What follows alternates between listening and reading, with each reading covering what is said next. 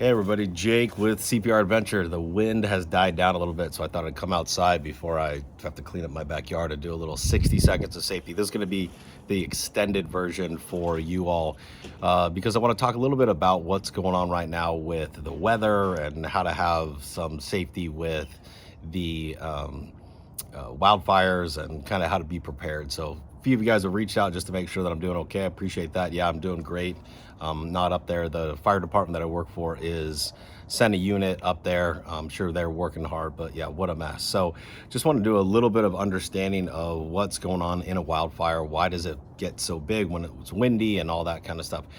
So basically what's happened is we've had a significant amount of water, rain over the last couple of years, and there really hasn't been any fires. So what happens is something starts the fire. I have no idea why the fires got started at this point when I'm making the video, but what happens is that wind comes in and pushes the fire. It actually makes it bigger. And the why it does that is the way I think about it is think about when you guys go camping and maybe you're sitting around the campfire, that fire starts to dwindle. And if you blow on those coals, you see those get bright red, or you put a dry piece of wood on there. And what you can see is that it gets bigger. So what's happening is you're introducing more oxygen into the fire, which makes it get bigger. And so what happens in a wildfire is you get this ignition source, you get a lot of wind, so it's pushing, it's getting the fire bigger because of the oxygen. Those embers go farther, and so they go start fires in other spots, and then it kind of just repeats itself.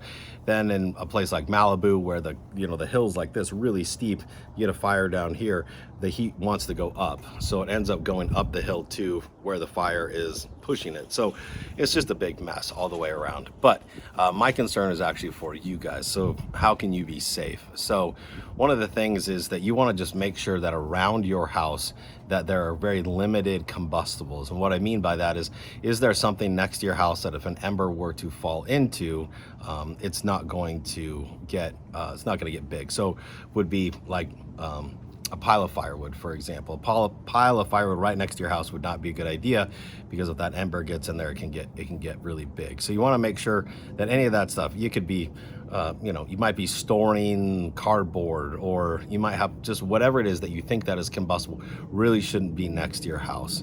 The other thing you want to be careful of are like trees that haven't been trimmed or cut back. So if these big dry trees, especially those Mexican palms or a eucalyptus tree, those things are horrible. They catch on fire, especially those eucalyptus tree, when catch on fire is like a Roman candle. And so you want to make sure those are all cut back and they're not hanging over the roof of your house. So those are some really important things.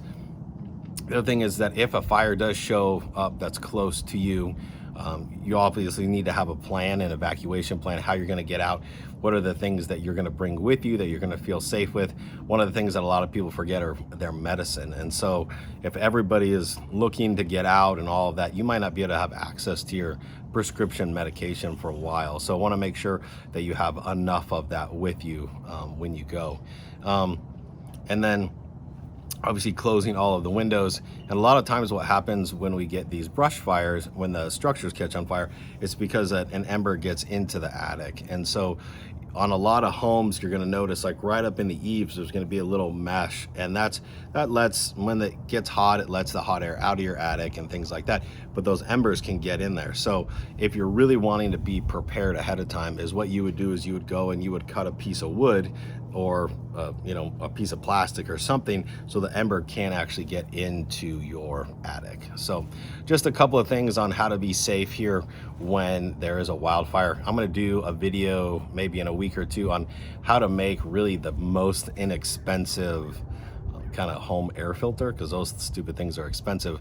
But I figured out a way that really you could make one maybe with stuff that you have at home right now to kind of keep the air clean, because the air's been pretty dirty. So anyways, this is Jake with CPR Adventure. I hope you guys are all safe out there. I'm doing well. Thanks so much for checking. Hope the video was helpful for you guys. Please pass on the video and my information. Maybe 2025 is the year to renew your CPR. So love to come out and teach for you, your family, or your school, or your staff. So stay safe out there.